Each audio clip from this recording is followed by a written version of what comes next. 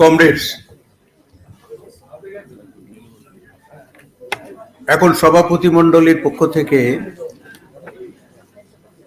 আমি আপনাদের সবাইকে স্বাগত জানাচ্ছি এবং শুরুতেই আমাদের আনুষ্ঠানিকভাবে শোক প্রস্তাব উত্থাপন করছি।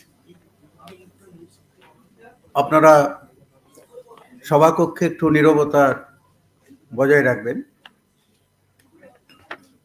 ভারতের কমিউনিস্ট পার্টি মার্ক্সবাদী পশ্চিমবঙ্গ রাজ্য কমিটির বর্ধিত অধিবেশন প্যালেস্তাইনের গাজায় বর্বর ইসরায়েলি আক্রমণে গণহত্যার নিন্দা করছে।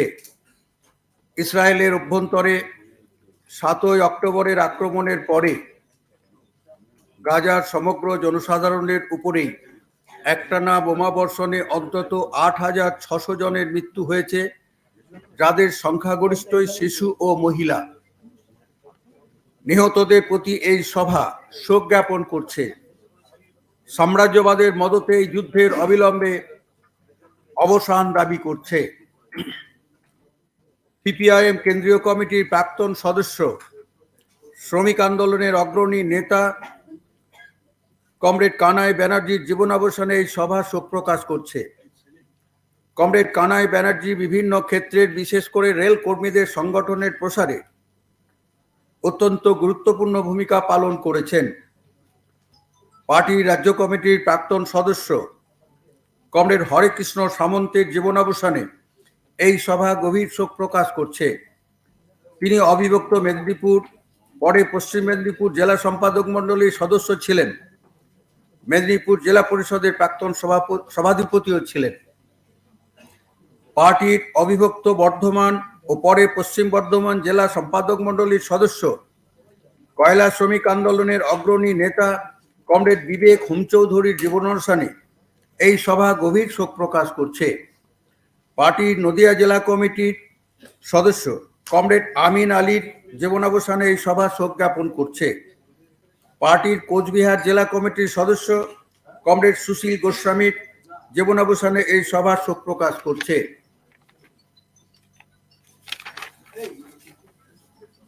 পার্টির মালদহ জেলা কমিটির সদস্য কমরেড সহদেব দাসের জীবনাবসানে এই অধিবেশন শোক জ্ঞাপন করছে। পার্টির কলকাতা জেলা কমিটির সদস্য কমরেড অংশুতোষ খানের জীবনাবসানে এই সভা শোক প্রকাশ করছে। উত্তর 24 পরগনা জেলা কমিটির প্রাক্তন সদস্য ও প্রাক্তন বিধায়ক কমরেড অবনী রায়ের মৃত্যুতে এই সভা শোক জ্ঞাপন করছে। প্রাক্তন বিধায়ক কমরেড দ্বিজেন্দ্রনাথ রায়ের মৃত্যুতে এই সভা শোক জ্ঞাপন করছে।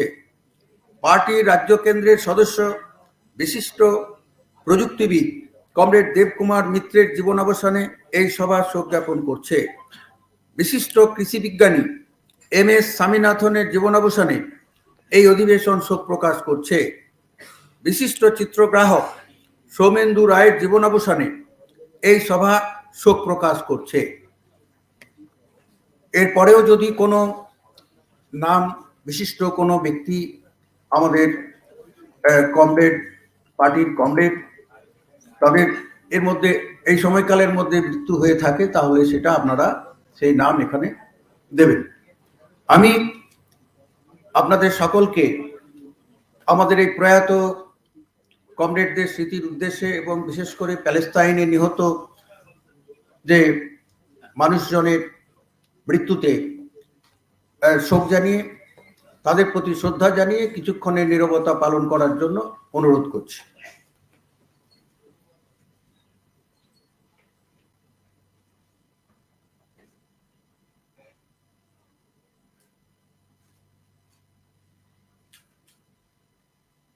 বসুন।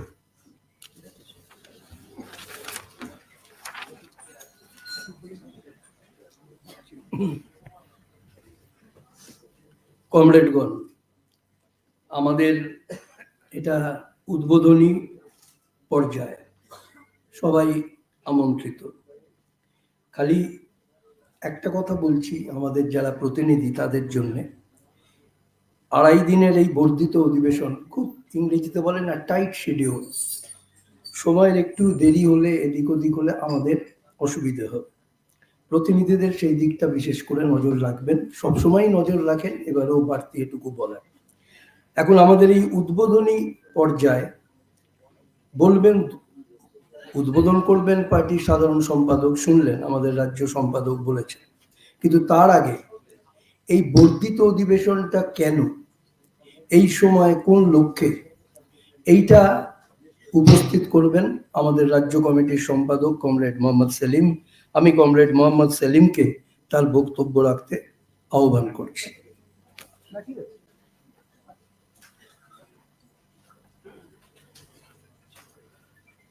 সাথী সভাপতি মণ্ডলীর সদস্যবৃন্দ, আমাদের পার্টির সভাপতি সম্পাদক সাধারণ সম্পাদক কমরেড সীতারাম ইয়েচুরি, সদ্য বিমানদা, আমার পলিট ব্যুরোর কলিগস, আমাদের রাজ্য কমিটির সদস্যরা এবং এই বর্ধিত অধিবেশনে আমন্ত্রিত অন্যান্য পাঁচী নেতৃবৃন্দ, আমাদের সম্মেলনের সাধারণত অন্তর্বর্তী সময় হচ্ছে 3 বছর, দুটো সম্মেলনের মাঝখানে। আমরা গত বছর মার্চ মাসে আমাদের রাজ্য সম্মেলন করি, এপ্রিলে আমাদের পার্টির কংগ্রেস হয় কান্নুরে। আমাদের যাবতীয় সিদ্ধান্ত রাজনৈতিক, সাংগঠনিক, আমাদের তার পর্যালোচনা এবং ভবিষ্যতে কর্মপন্থা আমরা আমাদের পার্টির সম্মেলনে ঠিক করি। পার্টির গঠনতন্ত্র অনুযায়ী পার্টির সম্মেলন হচ্ছে সেই পর্যায়ে সর্বোচ্চ। দ্রুত পরিবর্তনশীল সময়, ইটস এ ডাইনামিক সিচুয়েশন। প্রতিদিন আপনারা নিজেরা জানেন, শুধু টেলিভিশনে ব্রেকিং নিউজ নয়, আমাদের অর্থনীতি, আমাদের সমাজ, আমাদের রাজনীতি, আমাদের সংসদীয় গণতন্ত্র, আমাদের যুক্তরাষ্ট্রীয় কাঠামো, আমাদের ধর্মনিরপেক্ষতার নীতি, আমাদের সাংবিধানিক ব্যবস্থা, আমাদের মানুষের জীবন জীবিকা, রুটি রুজি প্রশ্ন, শিক্ষা, স্বাস্থ্য, অধিকার, সর্বোপরি মানুষের কথা বলার অধিকার, মানবাধিকার এবং গণতান্ত্রিক অধিকার, all these are being broke down.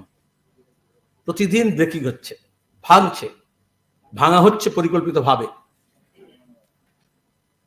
দ্বিতীয় পর্যায়ে নরেন্দ্র মোদী সরকার এসেই কাশ্মীরের 370 ধারা, তারপর থেকে একটার পর একটা আরএসএস এর, যেটা আমরা আগে বলতাম যখন এই প্রথম এনডিএ সরকার আসে অটল বিহারী বাজপেয়ীর নেতৃত্বে, আজ থেকে a quarter century ago, যখন আমাদের রাজ্যে খাল কেটে কুমির আনার মতো করে তৃণমূল তৈরি হয়েছিল, কংগ্রেসে ভেঙে এবং বিজেপিকে নিয়ে এসেছিল, তখন আমরা বলতাম হিডেন এজেন্ডা। আজকে কিছু হিডেন নেই। আরএসএস এর যে রাজনৈতিক প্রকল্প আমাদের দেশের মানুষের ঐক্যকে ভেঙে হিংসা এবং দেশের চাষ করে আমাদের অর্থনীতিকে কর্পোরেট লুটের সামগ্রী বানিয়ে আমাদের সমস্ত প্রাকৃতিক সম্পদ, নদী, নালা, পাহাড়, পর্বত, ঝর্ণা, খনি, আমাদের কৃষি, আমাদের শিল্প, আমাদের রেল, আমাদের এয়ারলাইন্স, আমাদের এয়ারপোর্ট, আমাদের স্টেশন, আমাদের গণপরিবহন, আমাদের স্বাস্থ্য, আমাদের শিক্ষা, আমাদের শিল্প, আমাদের পোস্ট অফিস, আমাদের গোটা কমিউনিকেশন নেটওয়ার্ক, এমনকি আমাদের যে প্রাইভেট যা কিছু ডেটা আছে, প্রত্যেক নাগরিকের যেগুলো সুরক্ষিত হওয়ার কথা সব কিছুকে নিলামে তুলে দিচ্ছে, বেচে দিচ্ছে। এই যে কর্পোরেট এবং কমিউনাল নেক্সাস, একদিকে অত্যাধুনিক বিজ্ঞান প্রযুক্তিকে ব্যবহার করে লুটের ব্যবস্থা, আর অন্যদিকে মানুষকে সাম্প্রদায়িক উস্কানি দিয়ে ধর্মীয় বাতাবরণ তৈরি করে ধর্মকে বর্ম করে যাবতীয় অপকর্ম করা, এই মিক্সচার, এই ককটেল, এটা আমাদের সমস্যাগুলোকে কম্পাউন্ডেড করেছে। আমরা আগে বলতাম জটিল সমস্যা, কমপ্লেক্স সিচুয়েশন, এখন হচ্ছে ইটস এ কম্পাউন্ডেড প্রবলেম। তাহলে আমরা আমাদের যে পার্টির রাজনৈতিক লাইন সিদ্ধান্ত করলাম, তার ভিত্তিতে আমরা যে কর্মপন্থা নিলাম, আমরা তাকে রূপায়িত করার জন্য আমাদের রাজ্য কমিটি দিয়ে সিদ্ধান্ত করলাম, কেন্দ্রীয় কমিটি দিয়ে সিদ্ধান্ত করলাম, আমাদের মনে হয়েছে আমাদের একটা মিড টার্ম রিভিউ করার দরকার আছে। সংগঠনের বিষয়ে কি করণীয়, মতাদর্শগত সংগ্রাম পরিচালনা করার ক্ষেত্রে কি করণীয়, এই মুহূর্তের এই সময়ের চ্যালেঞ্জকে গ্রহণ করা। And it's not an issue of only accepting the challenge, it's a question of to incorporate the change. তাহলে এই চ্যালেঞ্জকে নিয়ে চেঞ্জের জন্য আমাদের যা করণীয়, সেটার জন্য আমরা পার্টির প্রথমে 1 নম্বর চিঠি করেছিলাম সম্মেলনের পরে আমাদের কি করণীয়।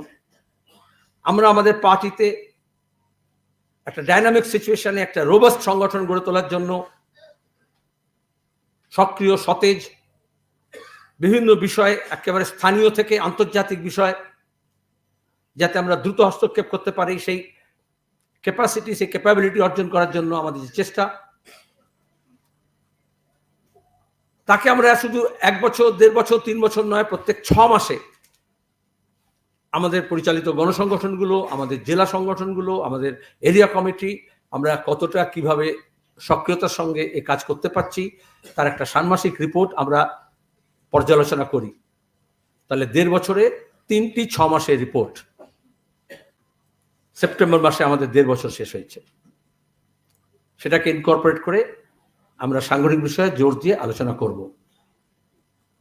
আরো বেশি করতে হবে, কারণ দেশটাকে রক্ষা করতে হলে, দেশের মানুষের অধিকারকে রক্ষা করতে হলে, সাংবিধানিক ব্যবস্থাকে রক্ষা করতে হলে, আমাদের রাজ্যটাকে রক্ষা করতে হলে, রাজ্যের মানুষের সম্প্রীতি রক্ষা করতে হলে, দিল্লির মোদির লুট আর রাজ্যের দিদির লুটকে বন্ধ করতে হলে, প্রতিদিন এখানে যেভাবে দুর্নীতি ফাঁস হচ্ছে, যেভাবে মানুষের একটা অসহ্য যন্ত্রণা, তীব্র জ্বালা, সমস্ত দক্ষিণপন্থীরা একসঙ্গে হয়ে বলেছিল লাল হটাও, কিন্তু গত 1 দশকের মধ্যে আমাদের রাজ্যে কি অবস্থা হয়েছে, আমাদের কৃষি, আমাদের শিল্প, আমাদের ব্যবসা বাণিজ্য, আমাদের কর্মক্ষেত্র, আমাদের শিক্ষাক্ষেত্র, আমাদের স্বাস্থ্যক্ষেত্র, আমাদের রাজনৈতিক সামাজিক জীবন, আমাদের পল্লী জীবন, সবটা ধ্বংসের মুখে। তাহলে আজকে যদি রাজ্যের আমাদের যা ঐতিহ্য, আমাদের যা সংস্কৃতি, আমাদের যে পরম্পরা, আমাদের যে সভ্যতার বুনিয়াদ, যে জন্য আমরা বিশ্বের সমস্ত জাতির কাছে দাঁড়িয়ে মাথা উঁচু করে আমরা নিজেদের যে সত্তার পরিচয় দিতাম, যেটাকে হাজার হাজার বছর ধরে শুধু লালিত হয়েছে তা নয়, নবজাগরণের যুগে সেটাকে রিফাইন করা হয়েছে, রিফর্ম করা হয়েছে, তারপরে সেই ধারাকে বহন করা, স্বাধীনতা আন্দোলনের ধারাকে বহন করা, সাম্রাজ্যবাদ বিরোধী ধারাকে বহন করা, সাম্রাজ্যবাদ বিরোধী আন্দোলনের সময় যে ঐক্য, যে সম্প্রীতি গড়ে উঠেছিল, তাকে মুসলিম লীগ হোক, হিন্দু মহাসভা হোক, RSS হোক, জামাত জামিয়াত হোক, যতটা সংকীর্ণভাবে টুকরো টুকরো করার চেষ্টা করেছে, বামপন্থা তত বেশি এই সবটাকে সংহত করার চেষ্টা করেছে। আজকে সেই ধারাকে নষ্ট করার চেষ্টা করা হচ্ছে। তাহলে যদি রিসার্জেন্ট বেঙ্গলের দরকার হয়, সেটা নাটক করে রোম থেকে ব্যাংককে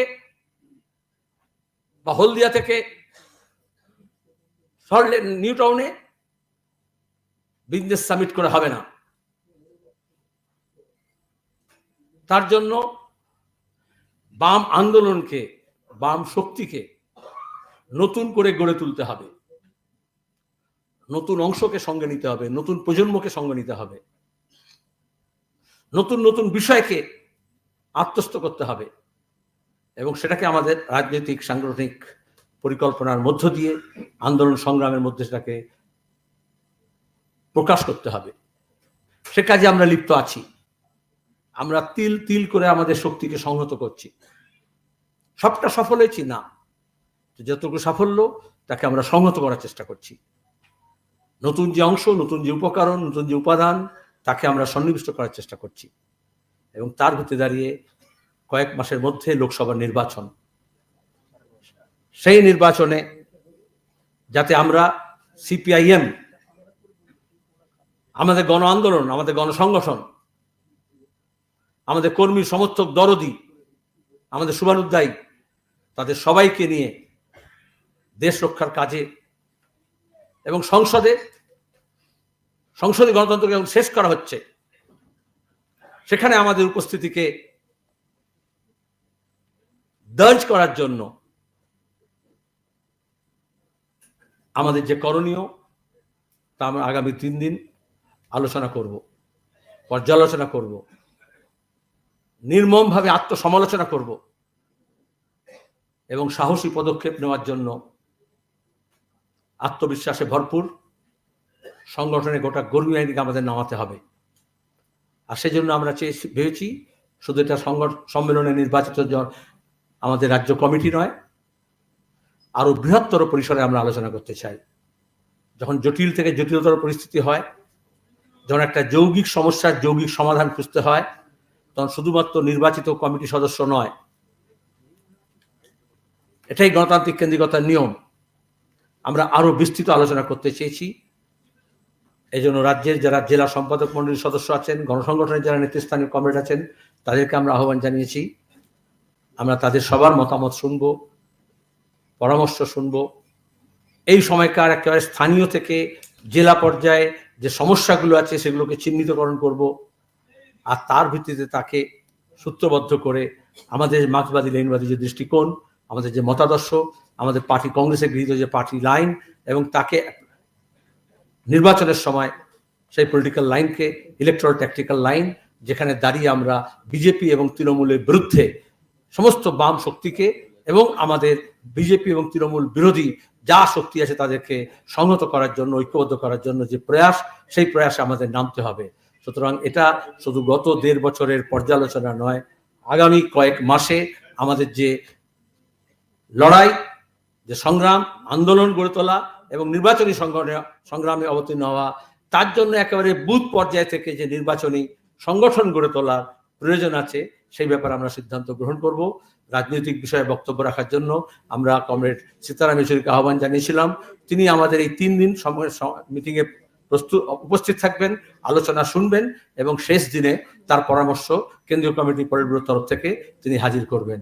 এখন আমি এইটুকু বলে আপনাদের কাছ থেকে বিদায় নিচ্ছি। সাংগঠনিক বিষয় আলোচনা, আমরা অন্যান্য রাজনৈতিক বিষয়ে আলোচনা আমাদের যে অধিবেশন হবে সেই অধিবেশনে আমরা রাখবো। তার আগে আমরা একটা সংক্ষিপ্ত রাজ্য কমিটির বৈঠক করে নেব। এবং এখন আমি এটুকু বলতে পারি যে এই সময় সাধারণত এই মরশুমে আমরা এই ধরনের বড় কর্মসূচি নিই না। একটা উৎসবের মেজাজ থাকে এবং সেটা মোটামুটি কাটতে কাটতে ভাইফোঁটা পার হয়। তার মধ্যে দাঁড়িয়ে অনেকের নানা রকমের পারিবারিক, বাৎসরিক অনেক রকমের কর্মসূচি থাকে। তার মধ্যেও আপনারা সাড়া দিয়েছেন এবং এসছেন, তার জন্য আপনাদের সবাইকে ধন্যবাদ জানাচ্ছি। এবং এটা বিষয়টার গুরুত্ব আপনারা উপলব্ধি করেছেন, সেই বিষয়টিকে, গুরুত্বপূর্ণ বিষয়টিকে মাথায় রেখেই আমাদের আগামী গুরুত্বপূর্ণ আন্দোলন সংগ্রাম পরিচালনা করার কাজে আপনারা নিজেকে আত্মনিয়োগ করবেন, এই আহ্বান জানিয়ে আমার বক্তব্য শেষ করছি। ইনকলাব জিন্দাবাদ।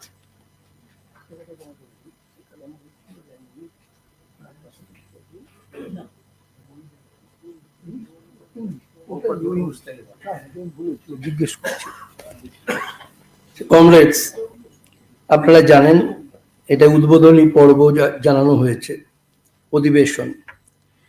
Now I would like to request Comrade Sitaram Yechuri, our General Secretary, to inaugurate this 3-day extended meeting of West Bengal State Committee.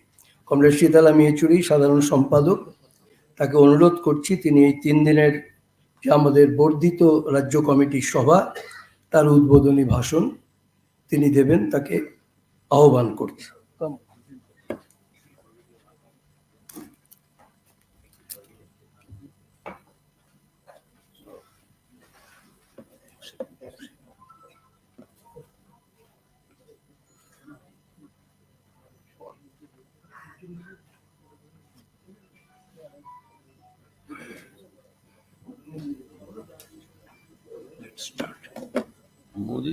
Modi তো রেকর্ডই করছে, তুমিও করছো।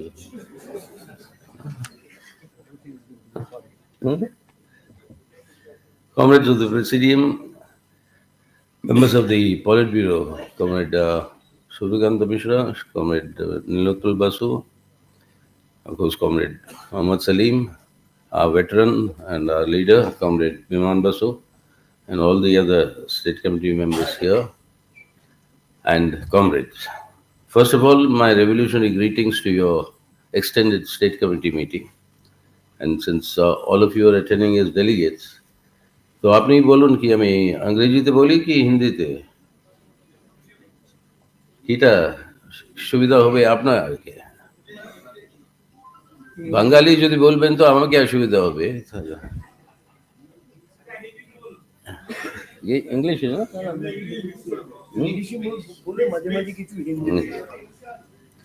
Okay, comrades, and they said that better to start in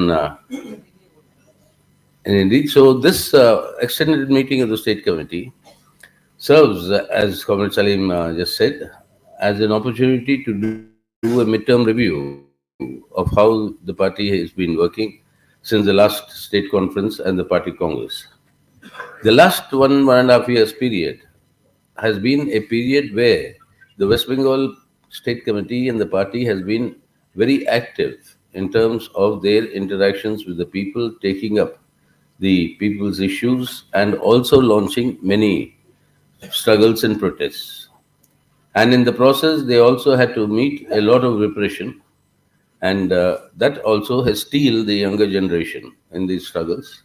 And this is a very welcome development and a very, very good development of revolutionary activities. And we have seen in the local body elections the beginnings of a turnaround. It is still the very early beginnings, the beginnings of a turnaround. And now you have to decide in this meeting how we consolidate that and move forward in order to further strengthen our links with the people of Bengal and our traditional base that still exists. Dormant maybe, hesitant maybe, but how to activate them and bring them onto the front, that is the main task that you have before you. But this task is not a very easy task, it's a very formidable task given the situation that is there in the world and the situation that is there in India and also in Bengal. All three are extremely complex, and all three are moving in very, very conflicting and contradictory directions. And it is absolutely necessary we have clarity to identify which is the main direction in which the main contradiction is moving. Otherwise, there will be a tendency to get lost in a lot of this various expressions of various contradictions that are taking place and losing sight of the mainstream. We have to be careful and vigilant that that doesn't happen. And that is why in the Bengal situation concretely, you will have to work out tomorrow and day after how and what are the main directions in which our future should proceed here. That I'm sure you'll work out. You'll work that out. I mean, that much confidence we have. Because after all, as I've always said, that Bengal is the backbone of the communist movement in India. Continues to be the outpost of the revolutionary movement in the country, irrespective of what is his electoral standing. Remember, there was a time when I think... No problem. What is the... So many things happening in Palestine. Or is that the... Sounds like the 21 gun salute. Yes, you can. No problem. Well, where was I actually? I was also looking forward. So this is a very complex situation that we'll have to understand in Bengal as well as in the country and in the world. Because what is it that we are watching today? First of all, if you look at the world, you see this, gruesome anti-human attack that is going on and continuing in Palestine.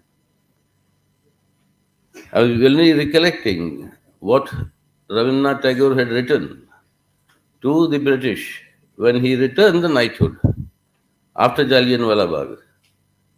After Jallianwala Bagh massacre, he returned his knighthood, and he says, "I cannot accept it from any authority or a power that can exercise such levels of inhumanity."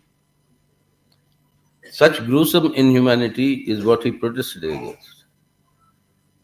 And this, what is today happening, is unheard of even in the times of the worst war crimes. Maybe the Holocaust time and the concentration camps of Hitler, etc. But this is happening, and every day you find, scenes which are not merely heartrending, but it actually shatters you. Mothers trying to dig the ground with their hands because there is no other instrument with them, to see if their children are buried inside. And bulk of them being children who are being killed. Now, this sort of an inhumanity that is happening, all of us know the history of Palestine and Israel. We know that Israel is being denied its homeland by a gigantic international conspiracy and a fraud. It was divided into French and the English territories after the First World War, when the Ottoman Empire was defeated. And Israel, and the land of Palestine, became a British protectorate. The British promises in 1917, 1916, the French and Britain divide up this whole area. Then in 1916, that is, two gentlemen, Sykes and Picot, England and France, they sit down together, divide a line which Britain has done all over the world. They divided here our subcontinent. They drew that infamous McMahon line, creating all the problems so far, and they drew the other line there in the Middle East. And that Palestine in 1917 was promised to the Jews, saying that in the land of Palestine, we will create a country for the Jews. And if one country telling another people that we'll divide the second country and create the third country for you. That is how Israel was born. And 1948, when it was born finally, because of the Second World War developments, etc., it only materialized 48. Israel drove away, expelled nearly 7.5 lakh Palestinians from their own lands, which the Palestinians today call the Nakba, or the expulsion. 7.5 lakhs in 1948. Since then, there has been a constant aggression. And this the philosophy of Zionism, which is what propelled the separate land for the Jews, that is predates much before 1916, 17, and it goes back to the earlier century. And this Zionism is, in a sense, the establishment of a religious fascistic regime. And therefore, this Zionism finds an echo and a sympathetic echo with the RSS vision of Hindutva and fascistic Hindutva ideology. So there's a natural ally connection between Modi and Netanyahu today, between Zionism and Hindutva, and which is expressing itself now. And now the objective of Israel today is to capture the entire Palestinian land, drive the Palestinians out, and let them stay in some other countries. But there is not going to be any country called Palestine. Now this is unacceptable. India has a very long-standing position, much before our independence, going back to Gandhiji, who famously said, if the English can have England, if the French can have France, the Palestinians must have Palestine. And now, that is going to be denied. And immediately, this government in India, Modi, immediately, expresses solidarity within hours. Within hours of the attack that took place on the 7th of October, within hours, Modi tweeted his solidarity with Israel. And for now, nearly 80 days, he's just been quiet on Manipur. But immediately this alacrity with which he tweeted. I mean, that sent the message clearly across the world that India, under this government, stands with Israel, backed by the entire Western imperialist countries. Every leader of the major European power visited to express solidarity with Netanyahu. And this entire imperialist gang up now against the Palestinians is not confined only to the Israel-Palestinian conflict. It is, if you correct it and see what is happening in Ukraine now. The war is being prolonged by the supply of arms and financing by US imperialism and all the NATO allies. Why prolong the war? To bleed Russia a potential opposition to US imperialism. And to weaken Russia means weakening the Russia-China axis, which is a threat to US imperialism. And they are wanting to push the world into, or they've already pushed the world into a new Cold War. And a new Cold War situation is being created with the China-Russia axis versus US imperialism-led NATO allies, Western imperialism. And in this new Cold War that is being generated, this is a Israel-Palestine war that is taking place now. It's not a war. War is between two armies. Palestinians have no army. It's straightforward, one-sided genocide and a massacre. This that is happening today is part of this larger jigsaw puzzle of creating a new Cold War situation in the world. And in this Cold War situation, you have the government of India as a firm ally of US imperialism. In fact, as we call it in our party Congress, what we call as a junior partner of US imperialism.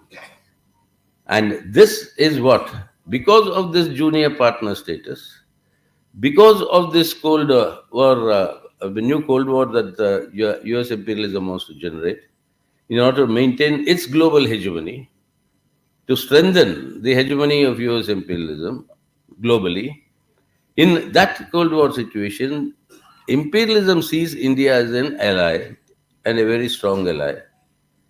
And therefore, the success of the G20 summit that happened, success in the sense that there was a declaration. That is the only success. There is no other success of that summit. In the last Central Committee meeting, we discussed it. That report will be there before you, I'm sure. I mean, it's already been decided and sent. You have the habit of translating it and giving it. You want So- to, you can translate out. Huh? Later on, we'll give the translation. Yeah. So later on only. So you'll get that. But in that process, why is Modi government doing this and abandoning the independent foreign policy India had scrupulously maintained for the last 70 years? Now, what is the reason behind it? And this is something we have to understand in a very clear manner. That why is India under Modi becoming an integral part of the US imperialist strategy for global hegemony, global domination? And why are we have been reduced to the status of a junior partner of US imperialism? Now, behind this, if you want to understand the actual reason, apart from the ideological linkage between Zionism and Hindutva, apart from that, there is a big political ideological project that has been the RSS project for the very conception of India, that is unfolding under Modi today in a very, very very dangerous manner.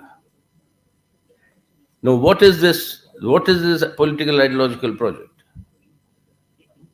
This political ideological project is what the RSS argued, right? I mean, a century ago in the decade of the 1920s.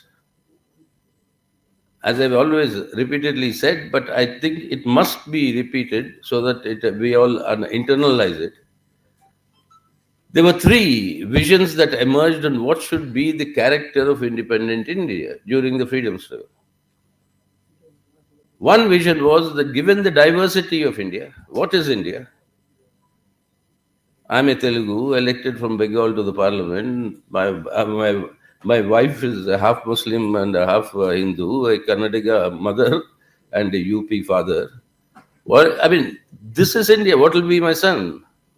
I'm born to a Brahmin caste. She's, my wife, I don't know what caste she is also. My eldest daughter married a British citizen of French origin. So what is India? If this India has to be kept united, only political structure would be a secular democratic republic. That was the mainstream vision that emerged, and that was the resolutions that were adopted by the Karachi and later the Lahore AICC sessions, which became the foundations and basis for the Indian constitution. We, the communists, said what? We cannot stop there as a secular democratic republic. Unless we convert the political independence we get into the economic independence of every individual, this secular democratic republic itself cannot sustain. So therefore, yes, a secular democratic republic, but moving towards socialism. Socialism will have to be the final objective.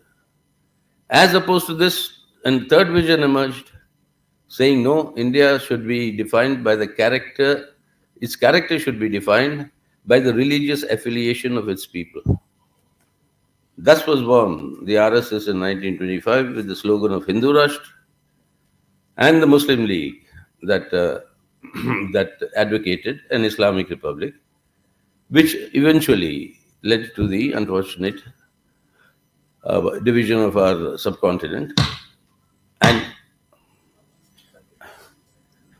and this unfortunate division of the subcontinent, we are paying the price even today. That's a different matter. And you in Bengal, you must be very careful and aware, because it's latent that communal this thing within the Bengali. The worst of the communal carnage that took place, though more publicity is given for what happened in the western border, but the worst of the communal carnages that took place were on this side. And that's why Gandhi was not there on the 15th of August 1947 at Red Fort, hoisting the national flag. He was here in your city, Calcutta, no, not this city. They're trying to stop the communal riots.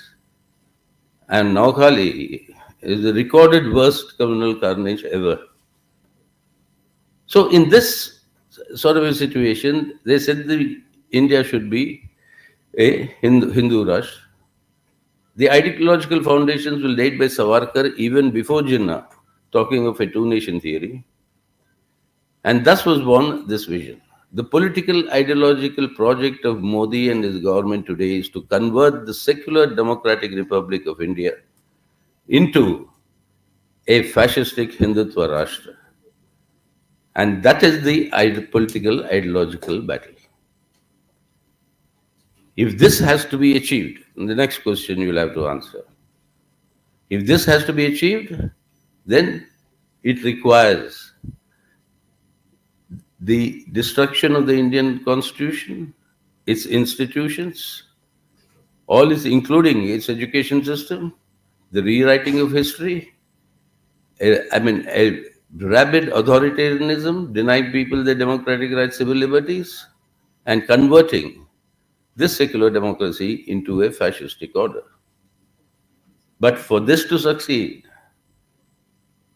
RSS Modi will require the support of imperialism and the support of the Indian ruling classes. And the support of imperialism is what is now achieved by being the subordinate ally for the USA. And the support of the Indian ruling classes is emerging through the communal corporate nexus that has been formed, through what we are seeing in the Adani affair, through what we are seeing in the loot of India's national assets and being handed over to your private corporate sector and what is being handed over to the imperialist capital or foreign capital.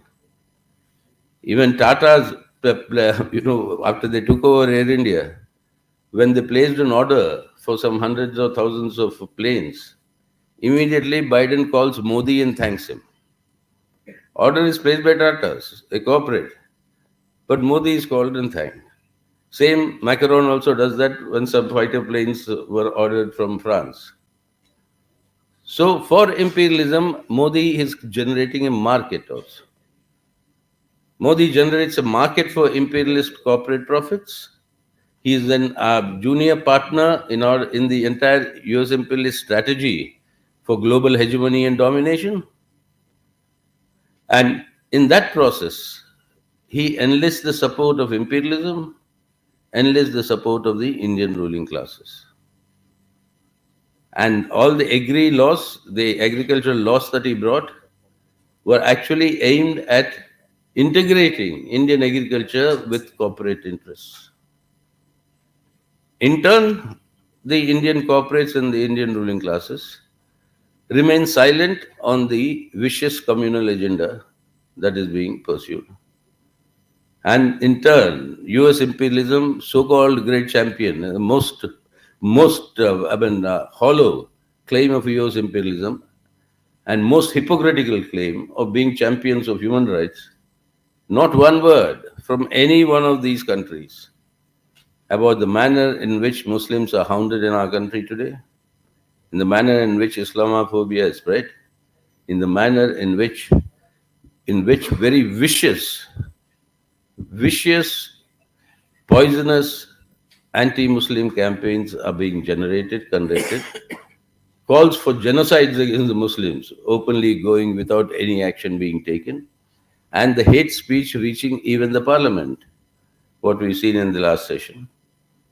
And it is to that extent that this polarization is being undertaken through such vicious campaigns of poisonous hate and violence, the private armies that have grown, the 𝒂𝒃𝒄𝒉 armies that are given a governmental protection status and governmental authority in BJP-ruled states like in Haryana. These 𝒂𝒃𝒄𝒉 committees, they move around with the policemen, armed. And they are the ones that are creating this sort of a mayhem. Why is this polarization, apart from the entire ideologically motivated anti-Muslim thing? That is to consolidate the communal Hindutva vote bank. The consolidation of the communal Hindutva vote bank is the third step in this direction to enlist electoral support.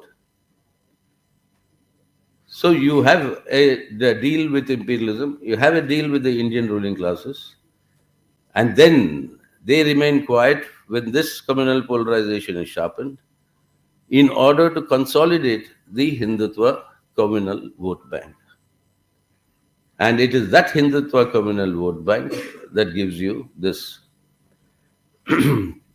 the results in elections that you're seeing, apart from all the other things, money power, misuse of machinery, misuse of the election commission, suspicions over the EVMs. Apart from all these things, the basic thing is this consolidation of the communal Hindutva vote bank. So these steps, if you follow, now you know why India's character as being the great champion of the liberation movements. I have traveled, my generation has traveled on passports where it is printed, not valid for the Republic of South Africa and Israel. I have traveled all through till the 80s, end of 80s, till the 90s. We all we attended the Moscow youth festival with a passport where it said not valid for Israel. Now, that is, why you have reduced, you understand these three steps.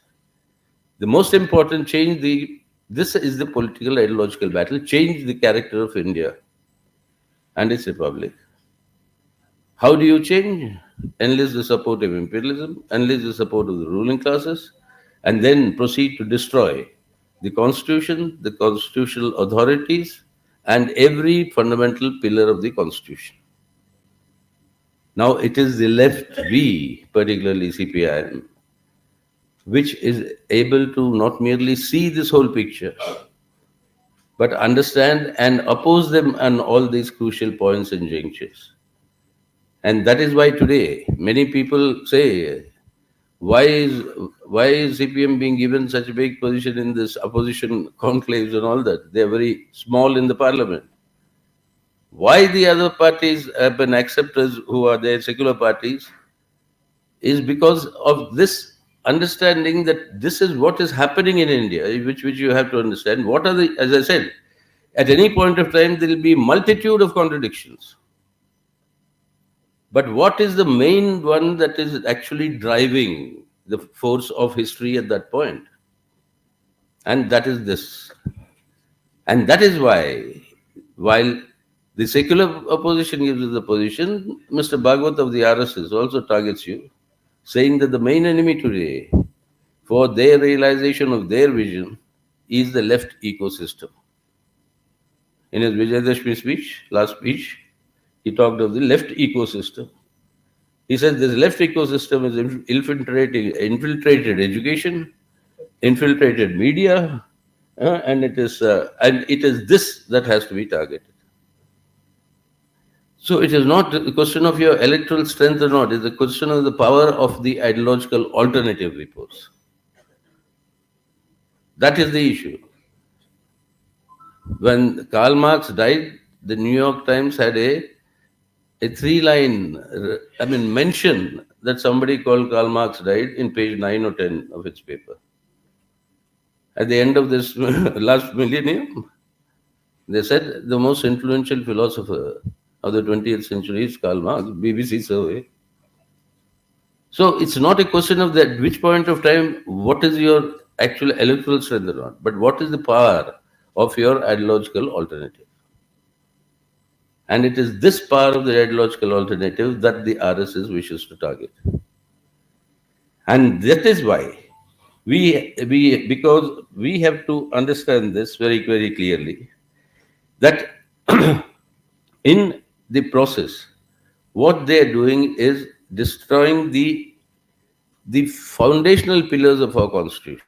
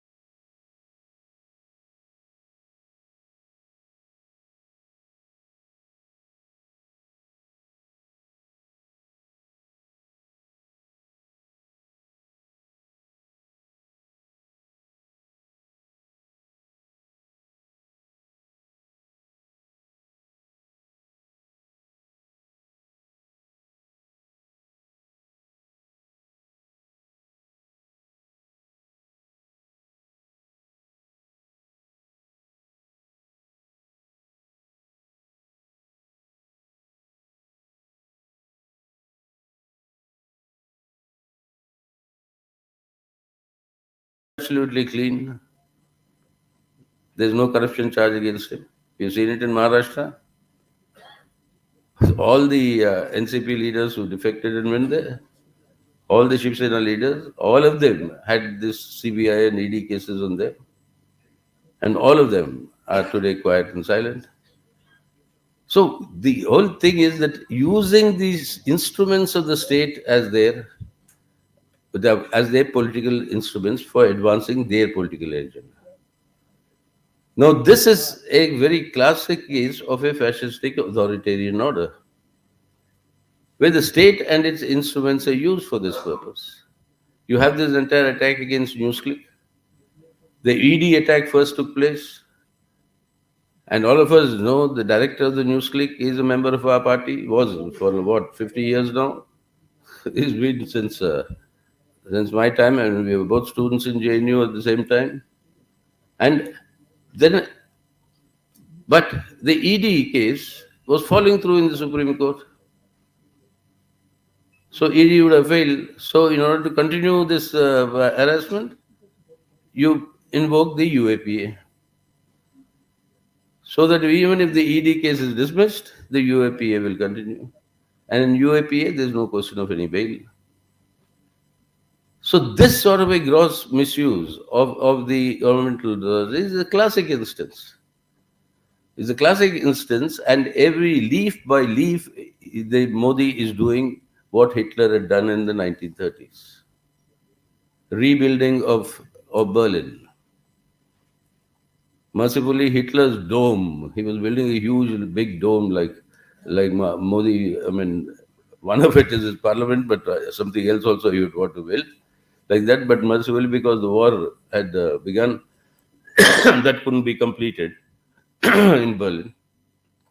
But the entire thing is this sort of a persecution and creating an enemy within the country.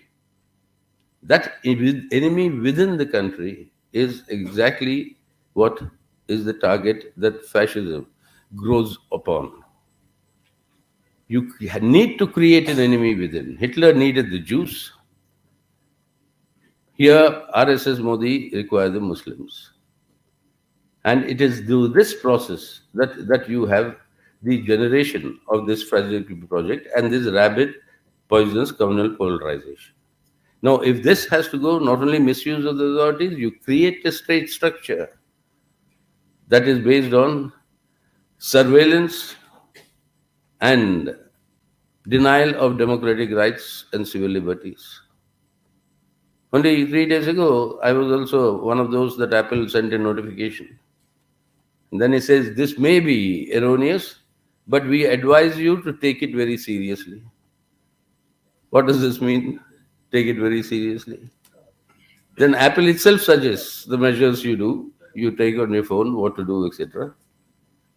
Then only the best solution is get out of that ID of yours. Go and buy a new phone or a new system and get onto a new ID. New this thing. But this surveillance is what? On Pegasus, they never answered. Supreme Court had to say the government is not cooperating with the investigation of the committee. And on this, they are now making out all sorts of issues, but not pursuing this matter carefully, saying that we will investigate with Apple.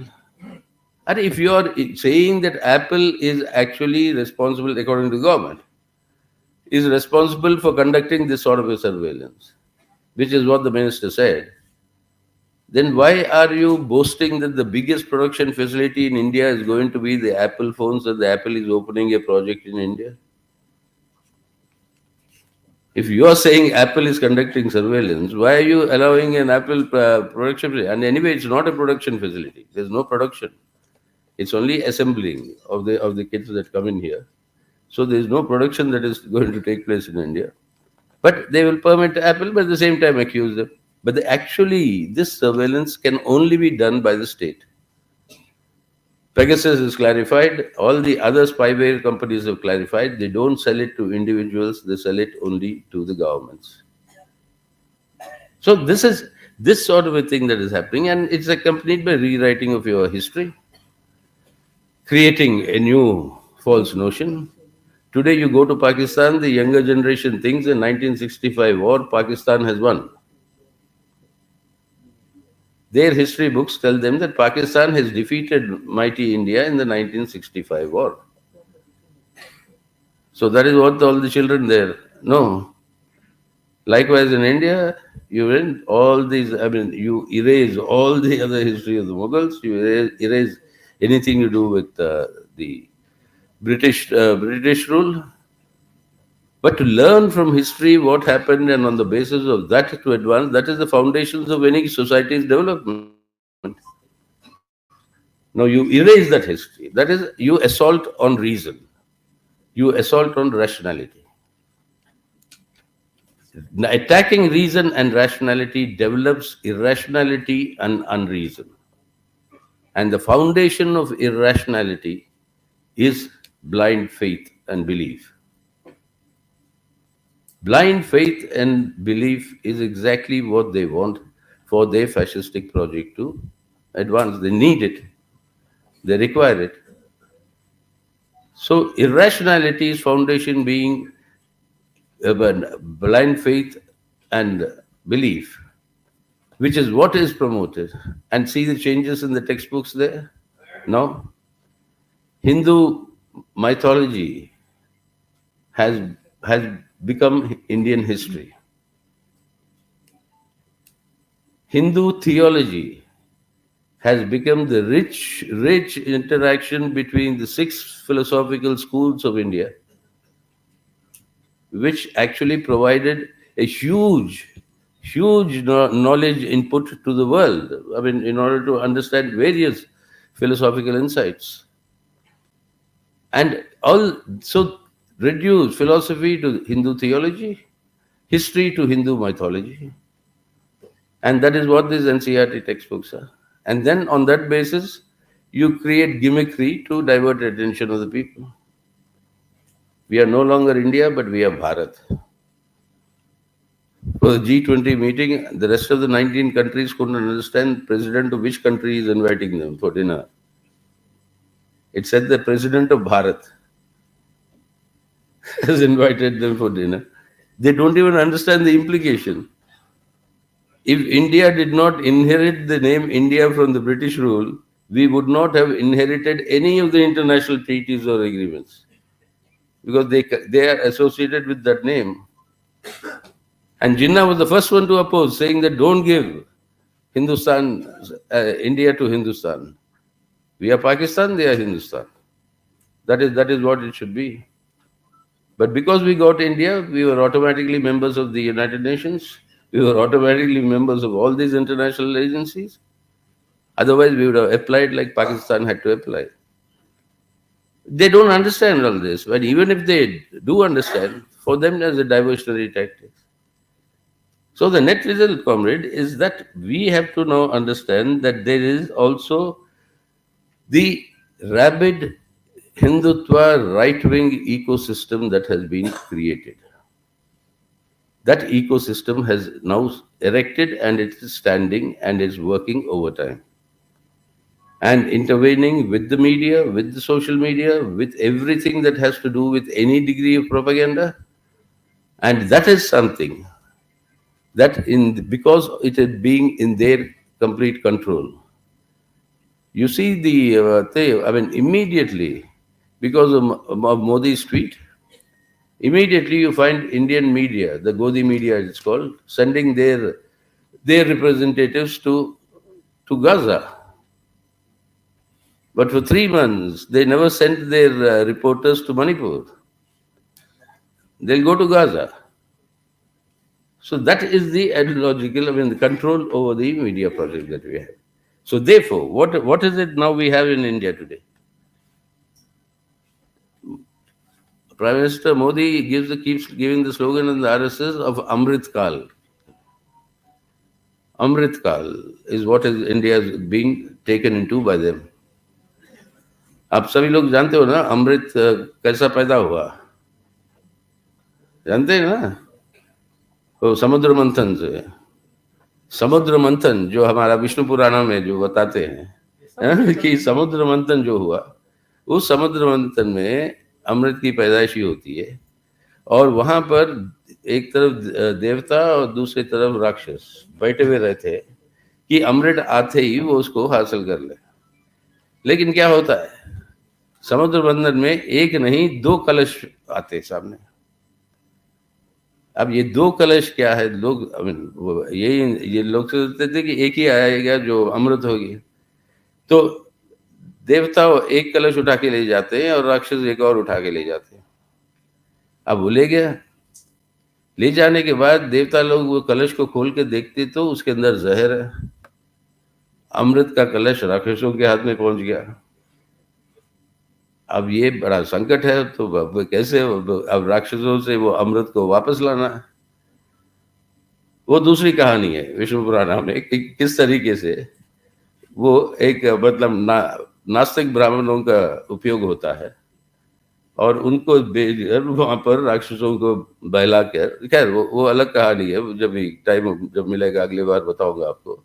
लेकिन वो फिर इसको बदल देते हैं, इस कलशों को राक्षसों को जहर का दे देते हैं और अमृत का उठा के ले आते हैं। अब वो कहानी को छोड़िए, पहले कहानी में जब गलत हाथों में पहुंच गया अमृत, सवाल ये था कि उनको सही हाथों में ले आना। आज मोदी का अमृत काल का मतलब है कि ये अमृत गलत हाथों में पहुंच चुका है। अब हम सबको मिलकर उसको वापस लाना है देश की जनता के हित में, और वो है हमारे लिए सबसे बड़ा कर्तव्य आज भारत के लोगों के लिए। तो ये अमृत काल के लिए ये है जरूर अमृत को उनके हाथों से निकाल के देश के हित में, देश की जनता के हित में उसको ले आने की जरूरत है। अब ये करना है तो ये जरूरी है कि जो भी राजनीतिक पार्टियां ताकत आज तैयार है आज अपने देश की चरित्र को बचाने के लिए, यानी एक धर्मनिरपेक्ष जनतंत्र का गणराज, अगर इस चरित्र को बचाना है तो जो भी तैयार है आज इस चरित्र को बचाने के लिए वो साथ मिलकर सामने आए। और ये भी जरूरी है आज, क्योंकि ये कॉर्पोरेट कम्युनल नेक्सस के चलते हुए घोर तरीके की आर्थिक बोझ पड़ रही है हमारे देश के लोगों के ऊपर। आज भी प्याज का दाम दिल्ली के अंदर 80 रुपए से ज्यादा था कल, पता नहीं आपके बंगाल में कैसा आया है, मतलब 70 बंगाल में ज्यादा है, नहीं दिल्ली में 80 है वगैरह, तो होगा, खैर जो भी अब 80 है। अब सब चीज 2014 से लेकर आज तक अगर देखो तो सब चीजों के दाम ऑन द एवरेज 30% बढ़े हुए हैं, ऑन द एवरेज। कुछ बढ़ गए 100%, कुछ बढ़ गए 120%, दाम बढ़ रहा है। बेरोजगार, हमारे प्रधानमंत्री कहते हैं कि 6 साल के अंदर सबसे कम बेरोजगारी हुई है। बोला भाई कहाँ से, यानी सरकारी आंकड़े बता रहे, तो उसको खोज के देखा वो सरकारी आंकड़ों में क्या है, तो उन्होंने कहा जो आज नौकरी नहीं कर रहा वो सेल्फ एम्प्लॉयड है। तो सेल्फ एम्प्लॉयड को वो गिन के बोल दिए कि एम्प्लॉयड लोग ज्यादा है। अरे सेल्फ एम्प्लॉयड क्यों सेल्फ एम्प्लॉयड है, मतलब नौकरियां नहीं है इसलिए तो सेल्फ एम्प्लॉयड है। और सेल्फ एम्प्लॉयड का मतलब क्या है, तो उन्होंने डेफिनेशन में कहा even doing house hold work is self employment. अब हाउस होल्ड वर्क तो करो, तो देश के अंदर ज्यादातर महिलाएं, मतलब 99% महिलाएं will all be self employed. तो उसके लिए तो आंकड़ों की क्या जरूरत है, इस तरीके से प्रचार करिए आप। Nearly 40% of our graduate youth are unemployed today. Those who are graduates. India has one of the highest youth employment in the world. Youth unemployment in the world. So, berozgari. And we have now become 111 out of 125 in the global hunger index. अब ये सब index गलत है। मोदी साहब की प्रशंसा होती है इंटरनेशनल प्रेस में, देखो वाह वाह हम विश्वगुरु हैं, वही प्रेस में, वही इंडेक्सों में। So we are not a democracy, we are an electoral autocracy. 111 to 125 hunger, unemployment, price rise, and on top of all this, your farmer suicides have not stopped at all. Doubling farmers' income bolte. And so the entire, on the general working population of the country, there's a massive, massive attack on their life and the quality of life. So this is also an area where if this has to improve, then this political ideological project that today is governing India has to be separated from government and state power. If that has to be done, all those who are prepared today to achieve this objective, they must all come together. And that was the reason why we also played our role in forming this India. In forming this India, that was the entire understanding behind it, that today we have to save India so that we can change India for the better tomorrow. But the first step is to save India. So they were rattled with the name of India. So even the Prime Minister said, what is this India? I mean, they went to the court saying that they're using the country's name. So I had to answer them saying that, what is your election symbol? India's national flower, lotus. If you can use the national flower as your election symbol, name of India, I mean, how can you object? What is it? Then they started ridiculing it, calling India Alliance. Not India, but India Alliance. So I told them, then you are Andi Alliance, NDA. When you pronounce NDA, it becomes what? Andi Alliance? So I mean, this is not the level to which we are talking of very serious issues connected with the future of India, its health, and the Indian people. So that is why we said anybody who's willing to come, come. So I know for most of you, and we've got all the reactions and letters also from many of you, saying that, but how can you have Mamata Banerjee there in it and TMC? Yes, TMC is, we've always maintained, we continue to maintain, TMC is not and cannot be the alternative to BJP. And it is in many ways, when the occasion comes, it compromises with the NDA and the BJP. It has done it in the past, it can happen any other time. So the question is, why are they there? If they are there, why should we be there? The point at issue is, today, what is the objective? Like all that we have discussed so far. Today, if we have to save India and save the Indian people, we have to separate the BJP from controlling the government and controlling state power. Unless that separation is done, you cannot save India today. And when we change India for the better, subsequently, then all these other issues will come together. Like this had happened. Similar debates have happened in our party for a long, long time. So in the 1970s, the Janta period, after defeating Indira Gandhi in emergency, so many of us as students, all very angry. Why are you going with this reactionary party? Why are you going with this party? Etc. So we went to Comrade B.T. Randive. So B.T. Randive explained to us, he said, look here, you are going in a car from Delhi to Agra. The car has broken down. So you are pushing it. Some people will come and say, we will also help you push it. They may push it till Mathura, but beyond that, they will not come till Agra. But to whatever degree they push you, you take their help and push the car. Your objective is to reach Agra. So whoever is there who comes to achieve that objective, you take their help. Why are you refusing to do that? Now that, in terms of practical political sense, in the sense that at any point of time, whoever is willing to come to achieve the final objective, they will not come the whole distance. They may even betray in between. We've seen that happen in the past with so many other parties. But our effort should be what?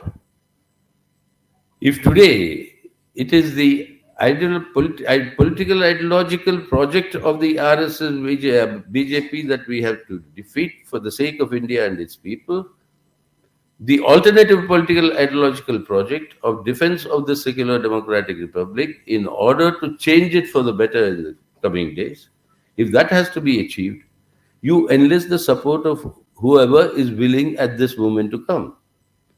Being fully aware that that will not be consistent, that will not happen all the way, there can also be betrayals on the way. So that is why today the sort of corruption that is surfacing in the TMC. I believe today the media was asking me another new case has come. I don't know about what it is. The media will tell me. Another new case. So it'll come. That they are corrupt, there's no doubt about it. They're anti-people, anti-democratic, and they've destroyed the entire concept of democratic elections in Bengal. You've seen it happen even in the last municipal elections. What they have done. But that is what we have to fight, comrades. And that is what I remember in the semi-fascist era period, as SFI activist then, when you, I mean, I never came to Calcutta for political purposes then, because I was a tennis player, captain of the university tennis team. We had a inter-university championship in Dhanbad. So the university didn't think we'll reach so many rounds beating other teams, so they didn't give us enough money. So we had to come to Calcutta to borrow. So when we came to Calcutta to borrow, 1976, I think that was, then not a sign of SFI anywhere. Couldn't see anything, not even a poster of its thing or wall writing. Few months later, in 77, when emergency was defeated, when I came here, is not a single college, not a single school where the SFI flag was not there. And there were huge demonstration of students, etc. that came up.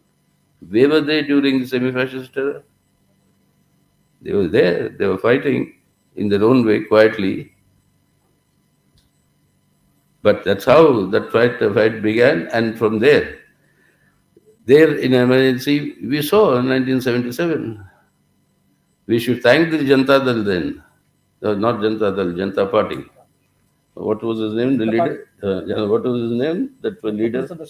PC Sen. PC Sen. He wanted, Abhimanda will know the details much better than, because he was handling it. But he wanted more seats, etc., etc. So Pramod Das Gupta, comrade PDG, he said nothing doing beyond this. So then they rejected the understanding with the left. So we had to fight alone in the left front. What happened? We got 2/3 majority. Unbelievable. Nobody even anticipated it. So that is there amongst the people. You have to tap. We have to reach out to them. And that is the task that is there before you, with which I began earlier. We've done it in the past. With Jyoti Basu and Ratanlal Brahman too, 2/3, 3/4 of the MLAs. From being completely obliterated in Bengal and Calcutta colleges, the SFI suddenly emerged as the major force all over Bengal. So that potential that you have, that is what has to be tapped. And that is why my appeal to all of you is, as I said earlier, you are the democratic outpost of the revolutionary movement in our country. And Bengal, like the spine of the human body, has to be erect and fighting. And it is this that will have to help us focus on defeating the political ideological project of the RSS BJP. At the same time, focus on democracy, democratic rights, and people's rights against the attacks by the TMC and their corruption, and mobilize the people with a clear-cut understanding that TMC is not and can never be the alternative to the BJP. As I said earlier, it can be very, very compromising with them. It can even actually help them in many ways, and as it does in the parliament now. Their MPs will come and be tried very, very vociferously against the BJP. But when it comes to the time of voting, they suddenly are absent. They don't register their vote against that's happening. So this is the common tactic that they apply. Anyway, whatever that may be, our target is the people.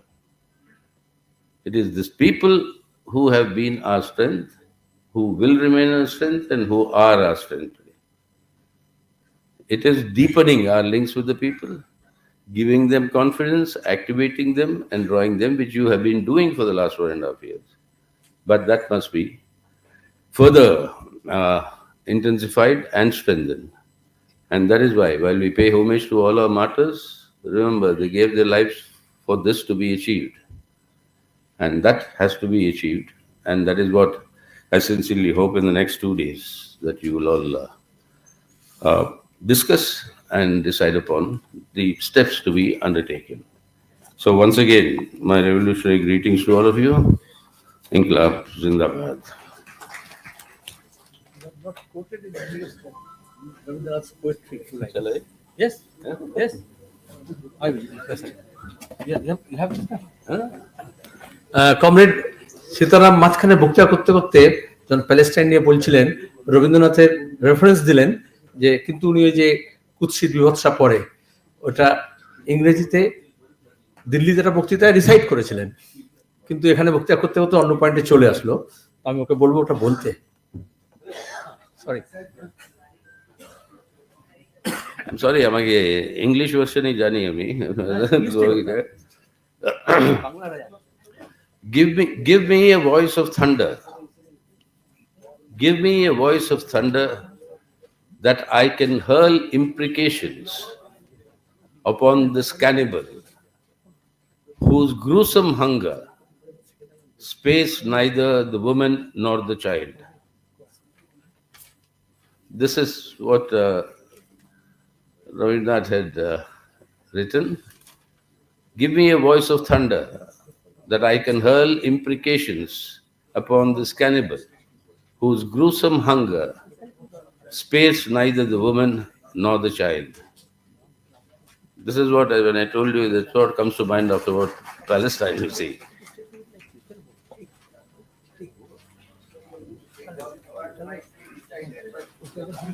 Meeting এ answer state committee meeting এ বলে দিচ্ছি আমি আরো কয়েকটা কথা আমাকে বলে দিই ধন্যবাদ তো জানাই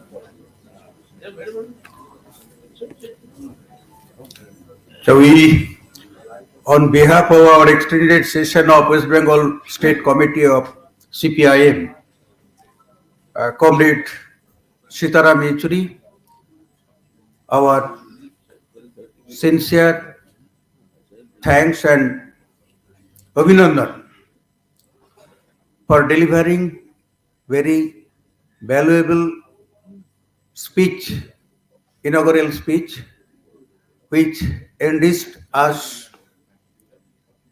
our 3-day session. Now, এখন কমরেড সিদ্দিক ভট্টাচার্য আমাদের প্রেসিডিয়ামের পক্ষ থেকে আপনাদের কাছে কিছু বলবেন। এখন প্রেসের বন্ধুদের আমরা একটু অনুরোধ করব, আপনাদের গাত্রোত্থান করতে হবে,